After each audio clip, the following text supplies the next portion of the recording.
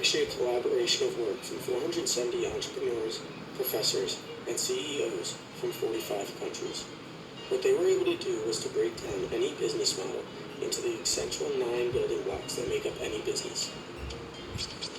One of their pieces of advice is to use visuals to better communicate your business.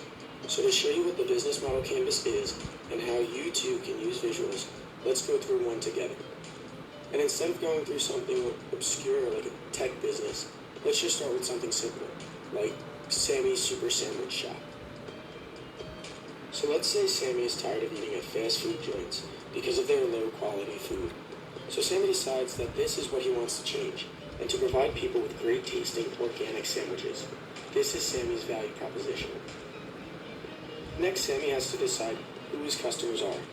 Naturally, organic food is expensive, so Sammy can only cater to people with a lot of money.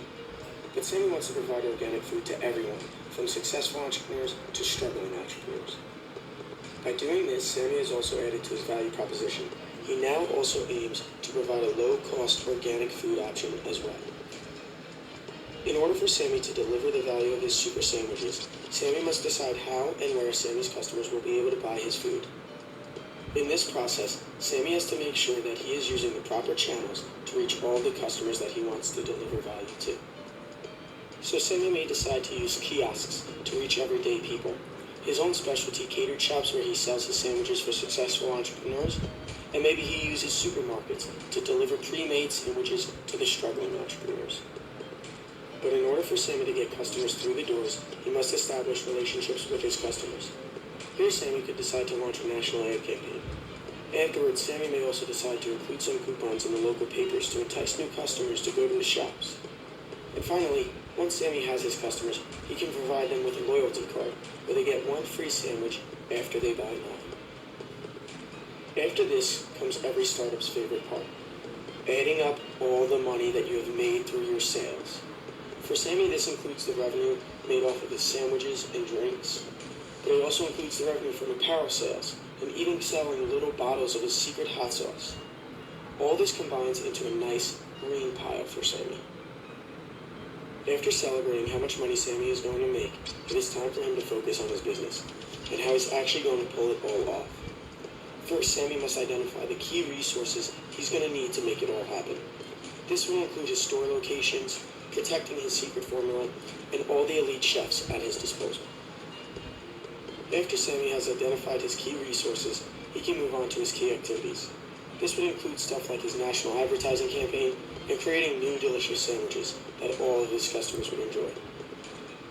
After Sammy knows how he's going to pull everything off, it's time that he identified his partners. First, he's going to have to establish a partnership with the local farmers so that he doesn't have to invest in starting his own farm. And then, to get the food from the farms to his stores, Sammy is going to have to ship his food. Instead of investing in his own trucks, Sammy can instead hire someone to handle his distribution for him. Since Sammy is in the sandwich business, Sammy will also have to partner with a manufacturer in order to produce the clothing that he will be selling at his stores. After Sammy has figured out everything he needs and everything he has to do, it's time for him to do his least favorite thing, add up all his costs.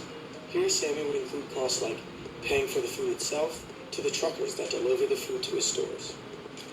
Sammy will also include the cost of his national ad campaign, the cost for the clothing, his chef salaries, and the rent for his stores. After adding all this up, Sammy gets his cost structure. When all is said and done, Sammy will sit down and subtract his costs from his revenues, and he will get his profits. And since Sammy's sandwiches have been selling off the shelves, Sammy will be going home with a nice paycheck.